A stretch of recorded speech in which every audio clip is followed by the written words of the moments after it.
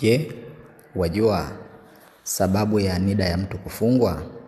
Ragitoni the online service inakuletea sababu 3 zinazopelekea NIDA ya mtu kufungwa.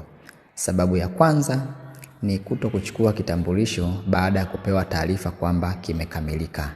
Ukichelewa kwa muda mrefu unaweza kuhitajika kufuata taratibu za kukifufua.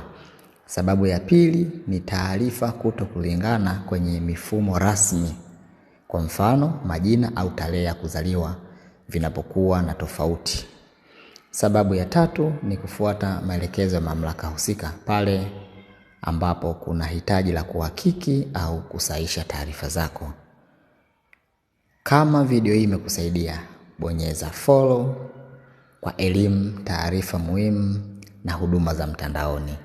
Mimi ni Ragitoni TZ, tutaonana kwenye video inayofuata.